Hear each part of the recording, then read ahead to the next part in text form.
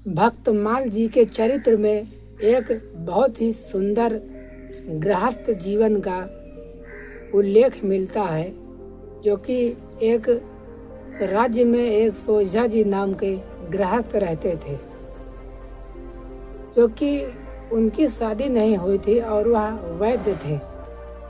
जो भी दूर नगर से कोई मरीज आता तो उसको औषधि देते थे और वह व्यक्ति सही होकर ही जाता था।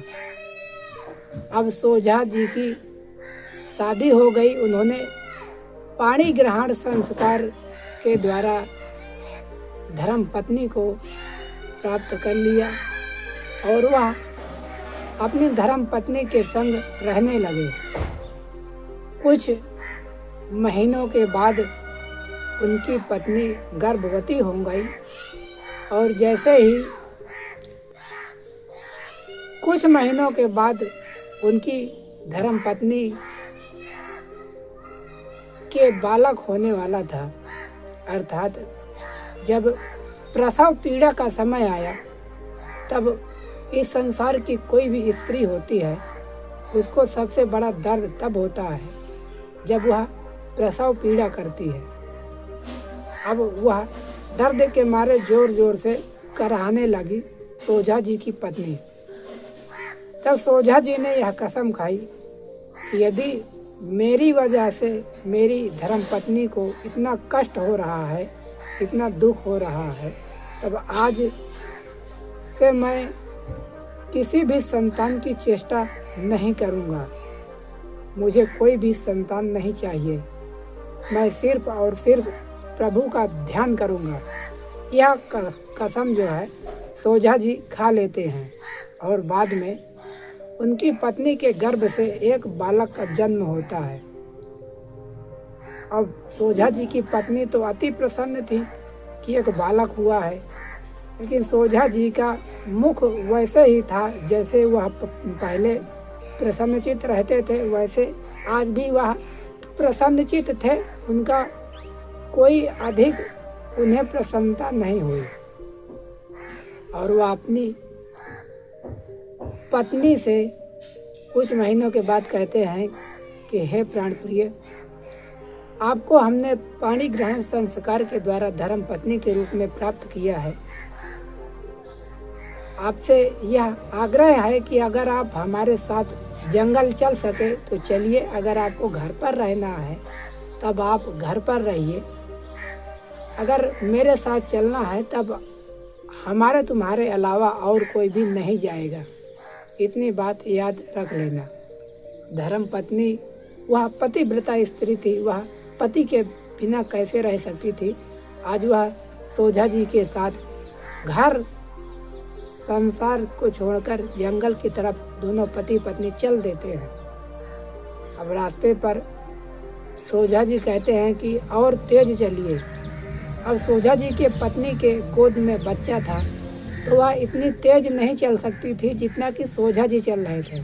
और सोझा जी देखते हैं और कहते हैं इस बच्चे को यहीं पर छोड़ दो, क्योंकि सबका रखने वाला और सबको मारने वाला ऊपर वाला है, सबका पालन पोषण करने वाला ऊपर वाला है।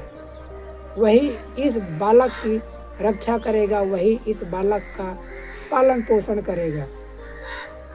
या तो आप इस बालक को यहीं पर छोड़ दो या तो आप मेरे साथ चलो।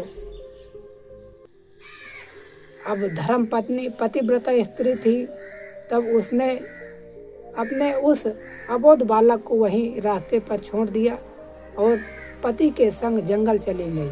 वहाँ पति और पत्नी संत हो गए और वह प्रभु की भक्ति में मग्न हो गए। जैसे ही तपस्या करते हुए उनको 12 वर्ष बीत जाते हैं, तब एक दिन वह जंगल में कुटिया बनाकर तो रहते ही थे। एक दिन सोझा जी संध्या वंदन करके आ रहे थे। वह देखते हैं कि उनकी पत्नी जो है कुछ सोच रही थी, उनका मुख मलिन था।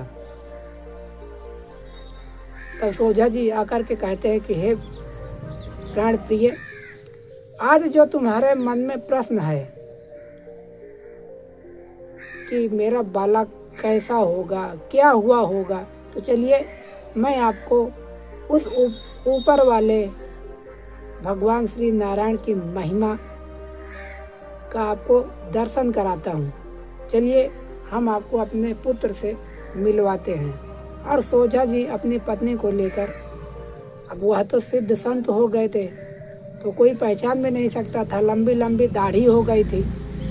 वह अपनी पत्नी के संग नगर के अपने गांव के समीप आते हैं। तब वहाँ एक पीपल का वृक्ष था, उसी के नीचे पति पत्नी बैठ जाते हैं। अब वह संत स्वरूप में थे तो कोई पहचान भी नहीं सकता था कि यह सोझा जी हैं। और वह सोझा जी बैठे हुए थे। वह देखते हैं कि उन्हीं के घर का एक पड़ोसी जो है जा रहा था। वह उस व्यक्ति को रुकवाते और कहते हैं कि भाई आप यह बताइए, यहाँ कुछ सालों पहले एक सोझा जी रहते थे, कहते हैं कि वह संत हो गए हैं, आखिरकार उनका क्या हुआ और उनके बच्चों का क्या हुआ।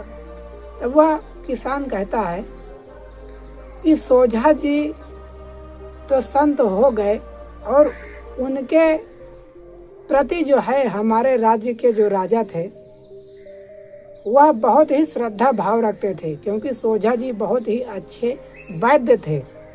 तो इसी कारण से हमारे राजा जी उनके प्रति बहुत ही श्रद्धा भाव रखते थे। जैसे ही उनके जाने का समाचार राजा को पता चला, तब राजा ने अपने मंत्री और सिपाहियों को भेजा था उनको ढूंढने के लिए। और सोझा जी तो नहीं मिले, लेकिन उनका एक छोटा सा जो बालक था जिसको वह छोड़कर चले गए थे जंगल में, उस बालक को राजा ने लिवा लाया और उनका पालन पोषण हमारे राजा ने किया और जो है पाल पोस कर बड़ा कर दिया। आज वही बालक इस साम्राज्य का उत्तराधिकारी है, अर्थात राजा ने उसको अपना उत्तराधिकारी घोषित कर दिया है। और उस राजा की कोई संतान नहीं थी, तो इसीलिए वह ओझा जी के बालक को अपना बालक मानने लगे, अपना पुत्र मानने लगे।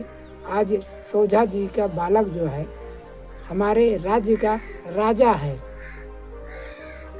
यह बात जैसे ही सोझा जी की पत्नी ने सुना, तब वह अति प्रसन्न हुई और अपने पति की तरफ देखकर मुस्कुराती हुई कहती हैं कि सच में पति देव, आपने सही कहा था कि सबको रखने वाला, सबका पालन पोषण करने वाला वह ऊपर बैठा हुआ परमपिता परमात्मा है। इतना सुनने के बाद सोझा जी और उनकी धर्मपत्नी फिर से वापस वही जंगल में चले जाते हैं और प्रभु की भक्ति करने लगते हैं। तब यह कथा जो है श्री भक्तमाल जी में वर्णित है, आप वहाँ से भी पढ़ सकते हैं। तो कैसी लगी कमेंट बॉक्स में कमेंट करके ज़रूर बताइएगा। मिलते हैं और किसी कहानी के साथ, तब तक के लिए आपका बहुत बहुत धन्यवाद।